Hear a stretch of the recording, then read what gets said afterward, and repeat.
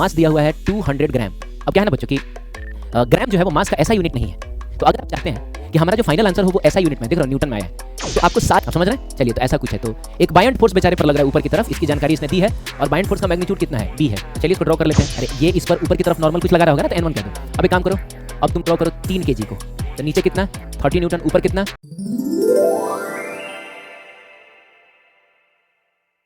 हाय बच्चों, कैसे हैं आप? Welcome to rescue course by physics. बच्चों लास्ट लेक्चर्स में हम इक्विलिब्रियम से रिलेटेड प्रॉब्लम्स देख रहे थे, तो चलिए उसी सीरीज को थोड़ा सा और कंटिन्यू करते हैं और कुछ और क्वेश्चंस देखते हैं, जिसमें ये क्वेश्चन आई थिंक कि मैंने आपको होमवर्क में दिया था, तो आपने घर पे ट्राई किया होगा। चलिए देख लेते हैं क्या कहता है। तो बच्चों एक वेज है जो कि फिक्स्ड है, ठीक है, और एंगल ऑफ इंक्लिनेशन 60 डिग्री है। एक ब्लॉक है जो बेचारा नीचे आना चाह रहा है, लेकिन आपने यहाँ ऐसे हाथ लगा के रोका हुआ है इसको। जाहिर सी बात है, आप हाथ हटाएंगे नीचे आ जाएगा ये, क्योंकि फ्रिक्शन तो है नहीं। तो हमको क्या पता करना है? हमको पता करना है कि अगर force is equal to root under x है, यानी जब तुम निकालोगे ना तो फोर्स कुछ रूट अंडर एक्स टाइप का आएगा, तो उसमें तुमको बताना है कि एक्स की वैल्यू कितनी है।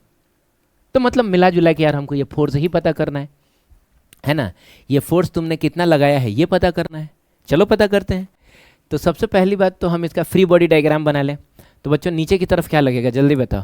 नीचे की तरफ क्या लगेगा? Gravitational force. अब ग्रेविटेशनल फोर्स के लिए मास दिया हुआ है, कितना दिया हुआ है? तो मास दिया हुआ है 200 ग्राम। अब क्या है ना बच्चों कि ग्राम जो है वो मास का ऐसा यूनिट नहीं है। तो अगर आप चाहते हैं कि हमारा जो फाइनल आंसर हो वो ऐसा यूनिट में, देख रहे हो न्यूटन में आया है, तो आपको सारी चीज़ें ऐसा यूनिट में पुट करनी है। मास है तो उसको किलोग्राम में पुट करोगे, एक्सेलरेशन होगा तो मीटर पर सेकेंड स्क्वायर में। तो चलो इसको कन्वर्ट किया जाए फिर किलोग्राम में। तो उसके लिए क्या करोगे? 1000 से डिवाइड करोगे। तो 1000 से डिवाइड करते हैं, इट विल बिकम 0.2 kg, है ना बच्चों।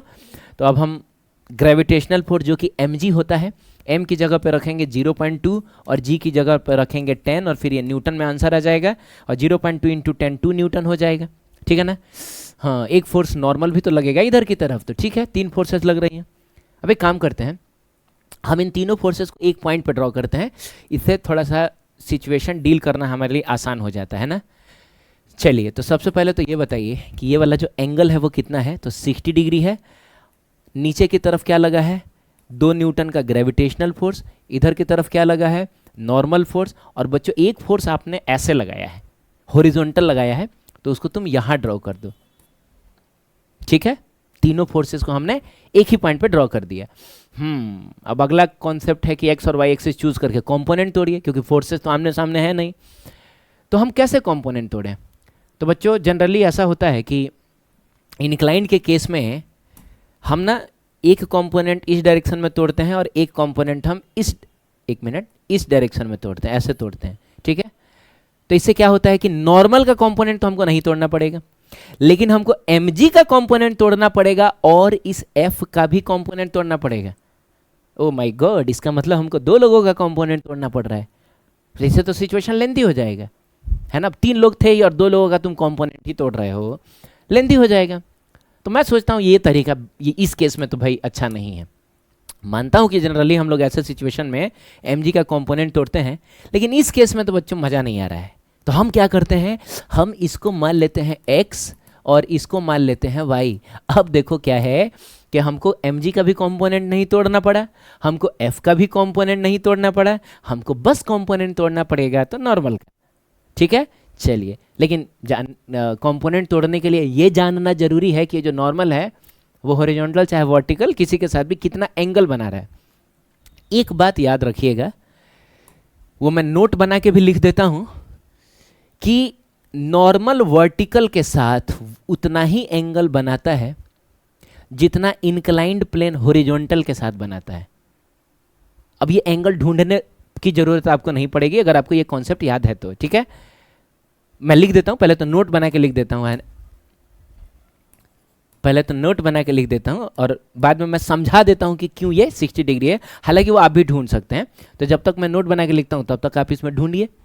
तो बच्चों नोट ये है कि नॉर्मल वर्टिकल के साथ उतना ही एंगल बनाता है जितना जितना इंक्लाइंड प्लेन हॉरिजॉन्टल के साथ बनाता है, हॉरिजॉन्टल के साथ बनाता है। सही है, चलिए ढूंढते हैं कैसे ये 60 डिग्री है। तो बच्चों अगर ये 60 है तो ये कितना होगा, तो ये भी 60 होगा। क्यों होगा, रे भाई जेड बन रहा है, जेड, और जब जेड बनता है बच्चों ऐसे जेड बनता है, ऐसे जेड बनता है, तो ये वाला और ये वाला एंगल सेम होता है ना। ऑल्टरनेट इंटीरियर एंगल शायद इसको कहते हैं, अंत है कांतर कोण। ठीक है बच्चों, अब ये अगर 60 है तो ये कितना होगा, तो जाहिर सी बात है ये 30 होगा। क्यों, क्योंकि ये टोटल 90 है, तो ये अगर 60 है तो फिर ये 30 होगा, तब तो ये टोटल 90 होगा ना। अब एक और बात है, अगर ये 30 हो गया तो जाहिर सी बात है फिर ये 60 होगा। क्यों, क्योंकि ये भी तो टोटल 90 है। अरे ये टोटल 90 है तो ये 30 है तो ये 60 होगा। ठीक है, तो ये सब तो यार खुद से ढूंढना भाई, है ना। तो एक काम करते हैं हम लोग, फिर मिल गया हमको एंगल जो चाहिए होगा, और जो फालतू का एंगल मैंने ड्रॉ किया आपको समझाने के लिए उसको मैं हटाता हूँ यहाँ से। ठीक है बच्चों, हटाओ इसको, हटाए। ठीक है, अब क्या है कि अब कंपोनेंट सिर्फ किसका तोड़ना पड़ेगा, नॉर्मल का। तो जो नॉर्मल का कंपोनेंट हम इधर की तरफ तोड़ेंगे, नॉर्मल का जो कंपोनेंट हम इधर की तरफ तोड़ेंगे वो क्या होगा बताओ, n और cos 60 डिग्री। क्यों, क्योंकि आप 60 की तरफ घूम रहे हैं, और आप जानते हैं cos 60 डिग्री की वैल्यू होती है 1/2, तो ये बन जाएगा n/2। और नॉर्मल का जो कंपोनेंट इधर टूटेगा वो हो जाएगा n sin 60 डिग्री, और sin 60 डिग्री की वैल्यू होती है √3/2, तो this will become √3n divided by 2, है ना बच्चों। चलिए अब क्या करना है भाई, तो ऊपर वाला इज इक्वल टू नीचे वाला, दाएं वाला इज इक्वल टू बाएं वाला। तो आप बताइए जल्दी से, दाएं वाला कितना है, तो f है, और बाएं वाला कितना है, तो ये है √3n डिवाइडेड बाई 2। ठीक है, नीचे वाला कितना है, नीचे वाला कितना है, तो 2 न्यूटन है, सिर्फ 2 ही लिख देता हूँ। और ऊपर वाला कितना है, तो ये n/2 है। क्लियर, मैं तो कहता हूँ डिवाइड कर दो। डिवाइड करोगे तो क्या होगा, डिवाइड करोगे बच्चों तो ये n से n कैंसिल हो जाएगा, 2 से 2 भी कैंसिल हो जाएगा, तो f/2 इज इक्वल टू तुमको मिल जाएगा √3, तो f इज इक्वल टू मिल जाएगा 2√3।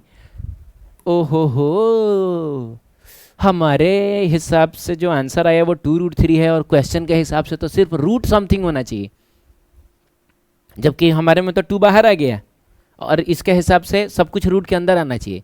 अरे भाई, तो 2 को रूट के अंदर भेज दो, भेज दो।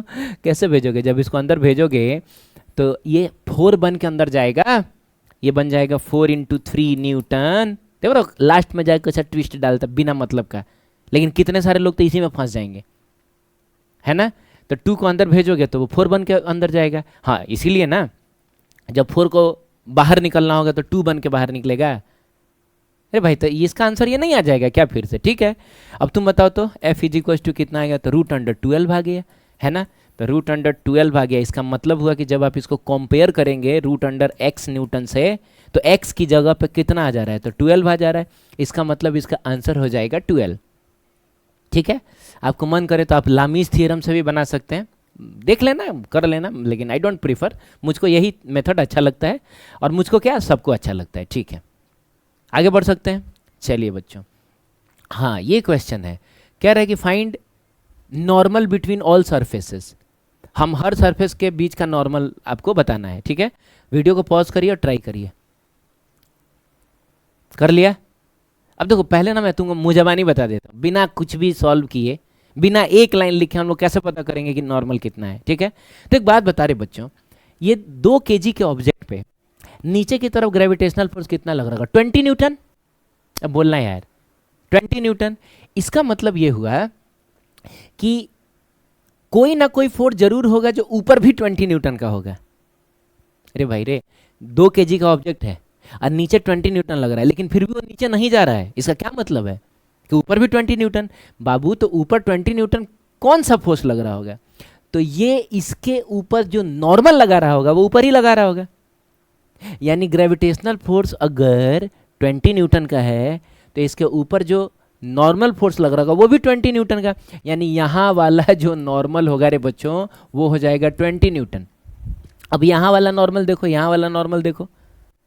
अब ना एक काम करो, इस पूरे को एक साथ लो, क्योंकि यहाँ वाला जो नॉर्मल है ना, इसने इन दोनों को संभाल रखा है। अरे बच्चों रे, तुम अगर यहाँ हाथ लगाओगे तो तुम्हारे ऊपर बस 3 kg का भार थोड़े पड़ेगा, तुम्हारे ऊपर पूरे का पूरे 5 kg का भार पड़ेगा। तो 5 kg का भार तुमने संभाला है, इसका मतलब यहाँ पर तुमको कितना फोर्स लगाना पड़ेगा, है 50 न्यूटन का।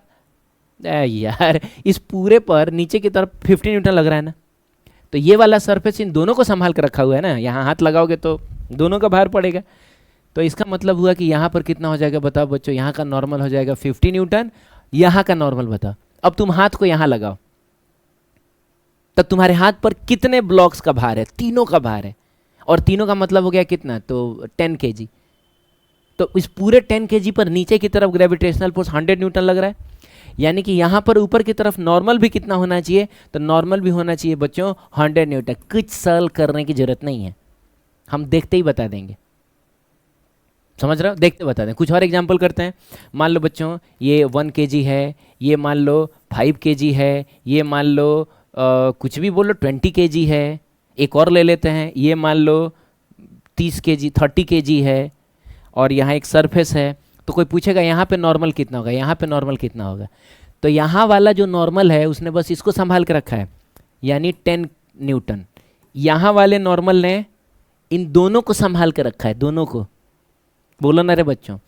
तो दोनों का मतलब कितना, 6 kg को संभाल के रखा है, तो 6 kg को संभालने के लिए आपको 60 न्यूटन का फोर्स लगाना पड़ेगा। इसने जो है, इसने इन तीनों को संभाल के रखा है। जब आप यहाँ हाथ लगाएंगे अरे तो तीनों का भार ना पड़ेगा आपके हाथ पे, हाँ। तो कितना हो गया, 25 और 1 26 हो गया, तो यानी कि 260 न्यूटन।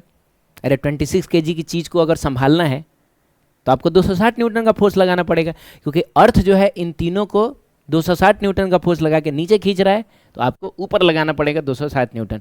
चलिए बताइए यहाँ नॉर्मल कितना लगेगा, यहाँ कितना लगेगा। तो यहाँ अगर तुम हाथ लगाओगे तो भाई चारों को संभाला है तुमने यहाँ, अरे बोलना यार, तो तुमको कितना फोर्स लगाना पड़ेगा ऊपर। तो बच्चों इस पूरे का वेट लगाना पड़ेगा, यानी कि 30 20 50 55 56, यानी कि 560 न्यूटन। समझ गए। तो हम चाहते एकदम मुँह जबानी बता सकते, कुछ सॉल्व वॉल्व करने की जरूरत नहीं है, लेकिन ठीक है ना, चलो करते हैं यार, टाइम पास भी तो करना है, ठीक है।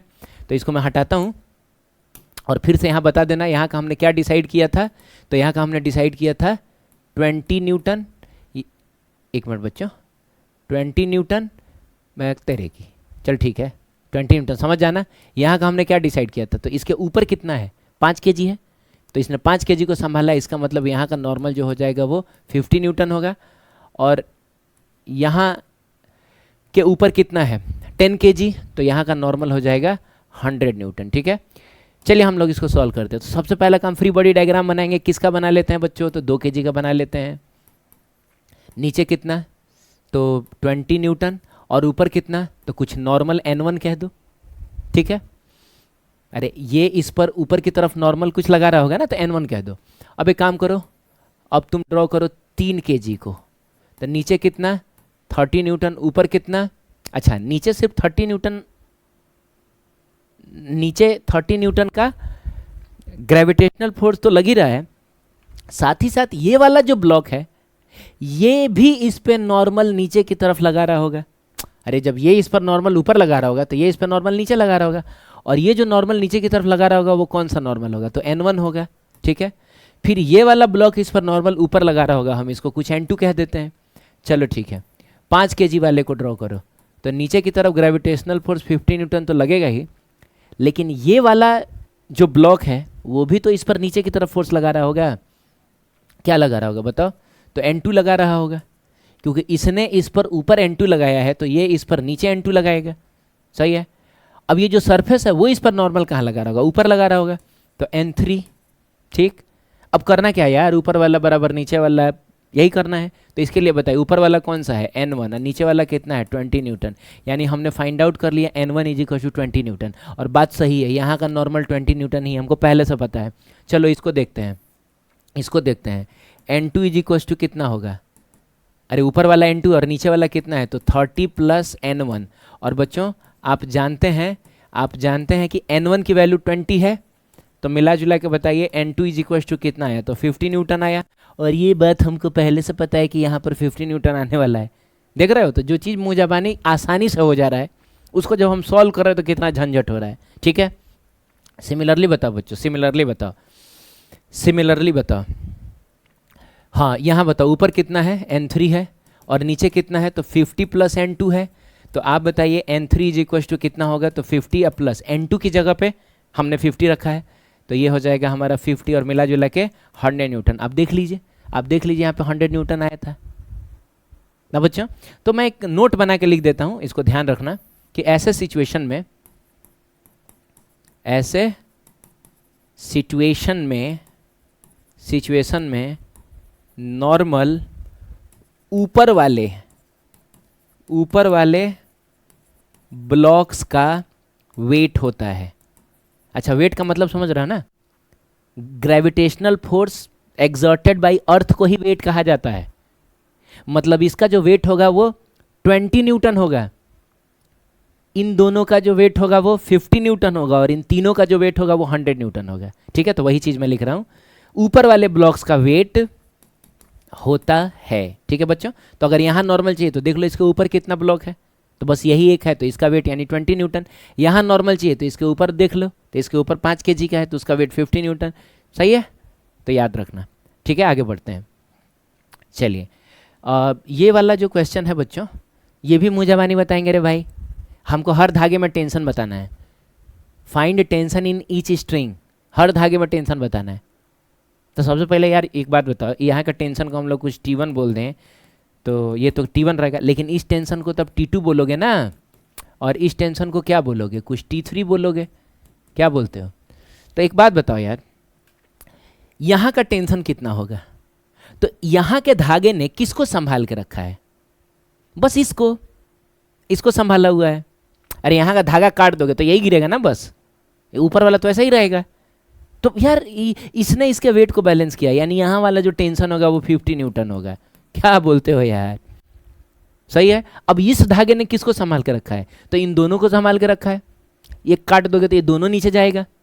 बोलो ना बच्चों यार, यहाँ मान लो तुम अपने हाथ से पकड़ के रखे हो, तो तुम्हारे हाथ पर सिर्फ इसी का भार थोड़े लग रहा है, दोनों का भार लग रहा है, दोनों का वेट लग रहा है। तो यहाँ वाला टेंशन कितना होगा, तो इन दोनों को मिला के देख लो, 8 5 13 यानी 130 न्यूटन। और यहाँ वाला टेंशन कितना होगा, तो यहाँ वाले टेंशन ने तीनों को संभाल के रखा है। तो बच्चों 8 2 10 5 15, इसका मतलब हुआ 150 न्यूटन हो गया। मुँह ज़बानी बताएंगे, कौन सॉल्व करेगा इसको। लेकिन मान लो तुमको मजदूरी करने का मन है तो करो। अब एक बात बताओ, इस 5 kg वाले का अगर तुम फ्री बॉडी डायग्राम बनाओगे तो बताओ नीचे क्या लगेगा, ग्रेविटेशनल फोर्स 50 न्यूटन का, और बच्चों ऊपर क्या लगेगा, तो कुछ T1 लगेगा। चलो 8 kg वाले का बनाओ, तो नीचे क्या लगेगा 80, और नीचे इस पर एक और लग रहा है T1 भी। अरे इस पर नीचे T1 भी लग रहा है, तो इस पर नीचे T1 भी लग रहा है, और ऊपर में क्या लग रहा है, तो T2 लग रहा है। बहुत बढ़िया। और चलिए उस 2 kg वाले का बनाइए, तो नीचे 20 न्यूटन का ग्रेविटेशनल फोर्स तो लगेगा ही, और इस पर नीचे एक T2 भी तो लग रहा है, T2, और ऊपर क्या लग रहा है, तो T3 लग रहा है। अब क्या करें, ऊपर वाला फोर्स बराबर नीचे वाला फोर्स करें, तो ऊपर वाला फोर्स विच इज T1 तो कितना होगा, 50 न्यूटन हो जाएगा। ऊपर वाला फोर्स विच इज T2 बराबर 80 प्लस T1 होगा, और T1 हम निकाल चुके हैं 50, तो रख दीजिए। तो T2 इज इक्वल टू हो जाएगा 80 प्लस 50, मिला जुला के 130 न्यूटन। सही है। T3, तो ऊपर में बच्चों T3 है और नीचे में कितना है, तो 20 प्लस T2 है, और T2 हमने निकाला है 130। तो हम क्या करेंगे, 20 प्लस 130 लिख देंगे। नहीं समझे बच्चों, तो बताओ T3 कितना आ गया, तो T3 150 न्यूटन। और देखिए ये चीज़ तो हमने मुँह ज़बानी निकाल लिया था। नहीं समझे, तो पता है इस केस में हम लोग क्या नोट लिखेंगे, इस केस में हम लोग क्या नोट लिखेंगे कि ऐसे सिचुएशन में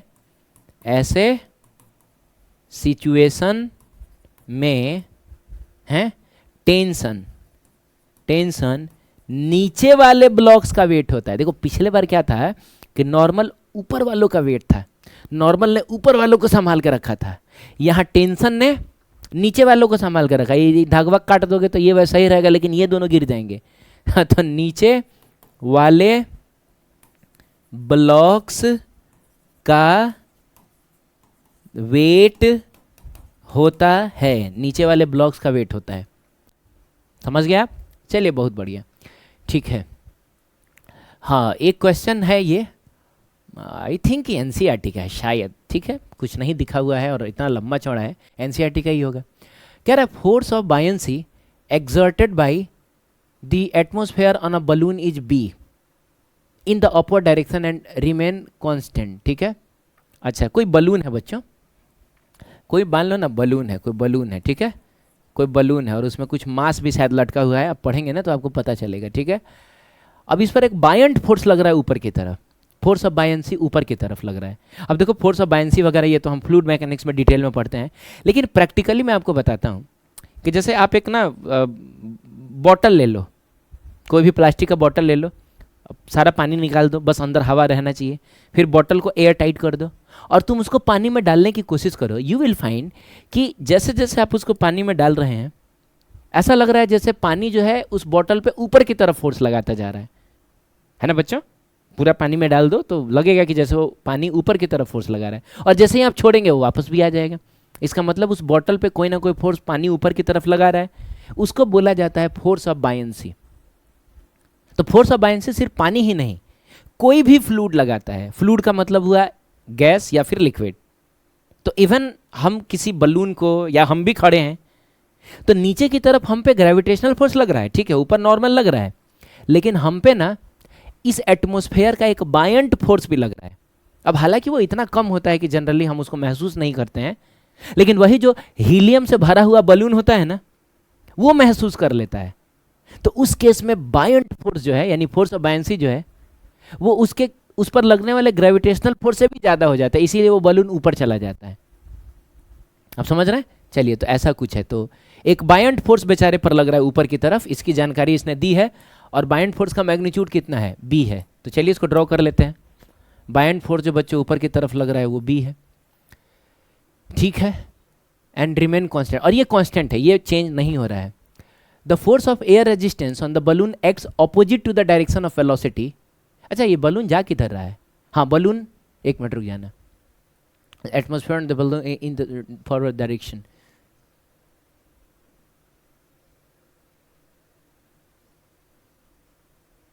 अच्छा हाँ, बलून नीचे जा रहा है बच्चों। इट इज फाउंड टू,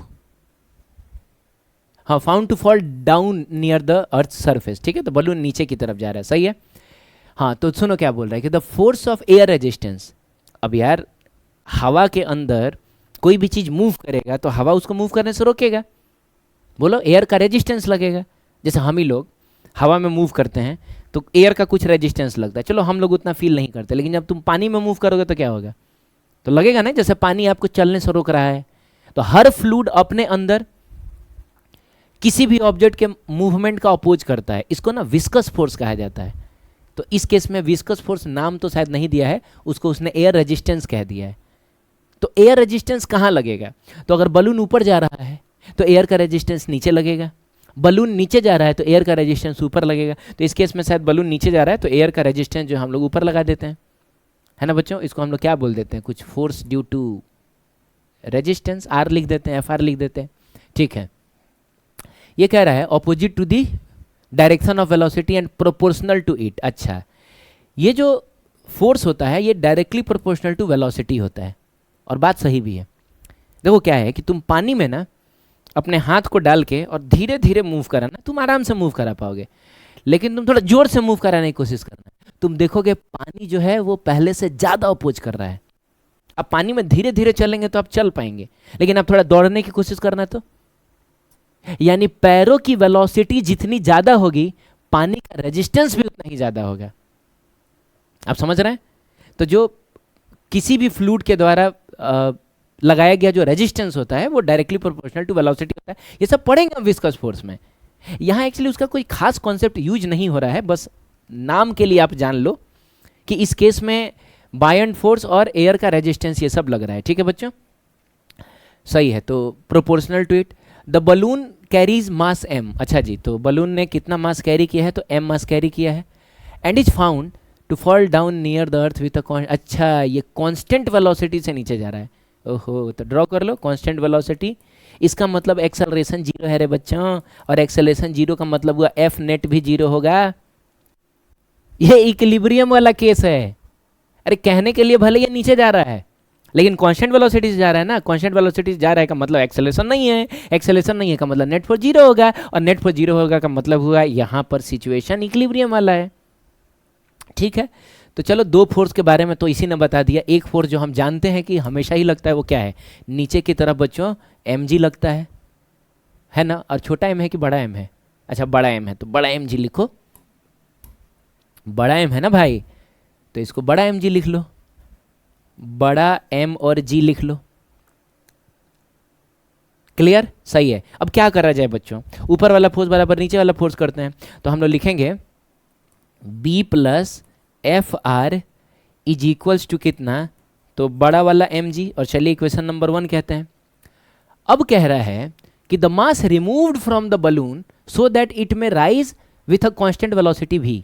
ओहो हो, तो अब हम इसमें से कितना मास हटा दें कि अब ये नीचे ना जाके ऊपर जाने लगे कांस्टेंट वेलोसिटी से, और वेलोसिटी देखो सेम ही रखना है। पिछली बार भी v वेलोसिटी से जा रहा था, बस पिछली बार नीचे जा रहा था, अब की बार हम इसको ऊपर भेजेंगे। तो चलिए काम करते हैं, हम लोग फिर से बलून ड्रॉ करते हैं, लेकिन अब की बार ना बच्चों एक काम करते हैं, इसमें से ना हम लोग स्मॉल m मास को हटा देते हैं। तो बताओ बायन, अच्छा तो ये करने से क्या हो रहा है, अब ये नीचे ना जाके ये ऊपर जा रहा है v वेलोसिटी से, ऐसा इसने बोला है। तो बायन फोर्स तो बच्चों हमेशा ऊपर ही लगेगा, लेकिन अब एयर का जो रेजिस्टेंस है वो कहाँ लगेगा, तो एयर का रेजिस्टेंस अब नीचे लगेगा। क्यों, क्योंकि ये ऊपर जा रहा है, ये ऊपर जा रहा है तो एयर का रेजिस्टेंस नीचे लगेगा। ठीक है, तो एयर का रेजिस्टेंस हम लोग नीचे लगा लेते हैं, कहाँ लगा ले, चलिए यहीं पे लगा लेते हैं, इसको हम एफ आर कह देते हैं। और एक और बात है, पिछली बार जितना एयर का रेजिस्टेंस लग रहा था ना, अब की बार भी उतना ही लगेगा। क्यों, क्योंकि पिछली बार भी वेलोसिटी भी ही थी और अब की बार भी वेलोसिटी भी ही है। तो मैं मानता हूं कि एयर का रेजिस्टेंस वेलोसिटी के प्रोपोर्शनल है, लेकिन जब वेलोसिटी सेम है तो एयर का रेजिस्टेंस भी सेम होगा, तो इसीलिए सेम लगाया हमने, कुछ ऐसा एफ डैश करके हम नहीं लगा रहे हैं। ठीक है, और नीचे की तरफ ग्रेविटेशनल फोर्स लगेगा कितना, m माइनस एम इंटू जी। अब एक बार फिर से देखा जाए तो ये वेलोसिटी कांस्टेंट है, इसका मतलब एक्सेलरेशन जीरो है, इसका मतलब एफ नेट भी जीरो होगा, यानी ऊपर वाला फोर्स बराबर नीचे वाला फोर्स। अब बताओ बच्चों जल्दी से, ऊपर वाला फोर्स कितना है, तो ऊपर वाला फोर्स तो b है, और नीचे वाला फोर्स कितना है, तो नीचे वाला फोर्स ये भी है और ये भी है, यानी एफ आर प्लस ऐसा। ठीक है, चलिए अब हमको बताना क्या है रे बच्चों, बताना, अच्छा हमको बताना है स्मॉल m की वैल्यू कितनी होगी, और ना किसके टर्म में हमको बताना है, तो क्वेश्चन में b का जिक्र है, लेकिन क्वेश्चन में एफ आर का जिक्र नहीं है, तो इस एफ आर को आपको यहाँ से हटाना पड़ेगा। ठीक है बच्चों, तो एक काम करो ना, तुम यहाँ से एफ आर की वैल्यू निकाल लो। ठीक है, बताओ एफ आर कितना होगा, तो एफ आर हो जाएगा capital M G minus B, और ना इसको इक्वेशन नंबर 1 कह दो। ठीक है, इसको इक्वेशन नंबर 1 कह दो। तो अब हम लोग क्या करें बताओ, b को b रहने दो और एफ आर की जगह पे लिख दो capital M G minus B, F R की जगह पे हमने इतना लिख दिया, अरे बोलो बच्चों, और प्लस बताओ, अच्छा इस जी को अंदर भेजोगे तो ये capital M G minus small M G हो जाएगा। अब हमको ना यही स्मॉल m की वैल्यू निकालनी है, तो बाकी सब लोगों को उधर भेज दो। तो बच्चों अच्छा एक काम करना, इसी को उधर भेज दो और इसको इधर भेज दो, तो क्या होगा बताओ, स्मॉल m जी उधर जाके प्लस में हो जाएगा, is equal to m g मिल के 2mg। अच्छा ये b जब इधर आएगा तो माइनस b होगा, तो minus 2b। Is it clear, अब इस g को नीचे भेज दो, तो बच्चों स्मॉल m की वैल्यू हो गई 2mg माइनस 2b और डिवाइडेड बाई कितना g, मन करे तो इसमें से 2 कॉमन ले सकते हो। तो बताओ स्मॉल m की वैल्यू कितनी हो गई 2 और mg minus b divided by g, है ना बच्चों। तो इतना मास आपको इसमें से रिमूव करना होगा, तो ये v वेलोसिटी से ऊपर जाने लगेगा। तो एक बहुत बढ़िया क्वेश्चन था बच्चों, एनसीईआरटी के क्वेश्चन तो यार बहुत शानदार होते हैं। ठीक है, एनसीईआरटी के तो बहुत अच्छे अच्छे क्वेश्चन उस लेवल के होते हैं जो जेईई एडवांस में चले जाएंगे। ठीक है, चलिए तो आई थिंक कि बहुत क्वेश्चंस कर लिए हमने, तो नेक्स्ट लेक्चर में हम मिलते हैं, तो कुछ स्प्रिंग से रिलेटेड कॉन्सेप्ट्स देखेंगे। ठीक है, चलिए बच्चों मिलते हैं नेक्स्ट लेक्चर में, तब तक के लिए थैंक यू सो मच।